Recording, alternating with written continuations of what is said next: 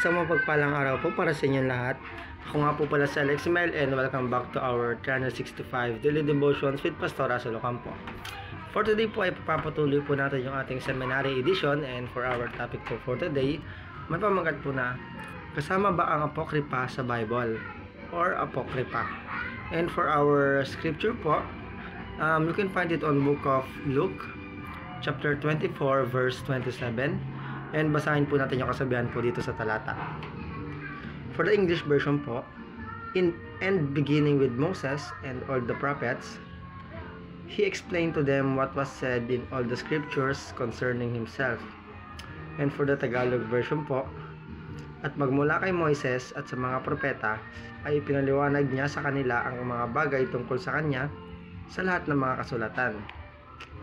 And tayo naman po, idadako po para sa ating mga katuruan. Ang first teaching po ay authenticated by Jesus and the Apostles. Ibig sabihin po nun, ang mga katuruan po at kasulatan ng Biblia ay kinilala po at pinagtibay mismo ni Jesus at ng mga kanya pong mga apostol bilang totoo. Papanipaniwala po at inspirasyon mula po sa Diyos. Dahil po dito, ang Biblia po ang nagsisilbing pangunahing gabay sa ating mga pananampalataya at pamumuhay. And for our second teaching po, authored by the apostles or associates. Ang mga aklat daw po ng Biblia ay isinulat po ng mga direktang saksi o malalapit po na tagasunod ng Panginoong Hesus. Kaya ay taglay po nito ang mataas na kredibilidad. And yung kanilang karanasan po at pakikisalamuha po kay Jesus ay nagbibigay po ng malinaw na patunay sa katotohanan po ng mga kasulatan. And for our last teaching po, accepted by the Universal Church. Ang kasulatan daw po ay kinilala po ng universal na simbahan bilang mapagkakatiwalaan po sa loob ng mga habang panahon.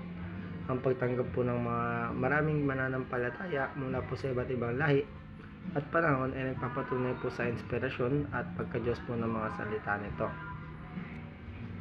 And tayo naman po ay dadako po para sa ating mga application. Number 1 po ay engage in healthy dialogue over this. Ibig sabihin po nun, makilahok daw po sa mga diskusyon tungkol po sa pagiging tunay ng Biblia nang may kababaang loob at bukas po na kaisipan. Sa ganitong paraan po kasi, mas maibabahagi po ang kahalagahan ng salita ng Diyos at mapapalalim pa po ang pag-unawa ng bawat isa sa katotohanan po nito. And for our second application, build our faith on Jesus and the Apostles.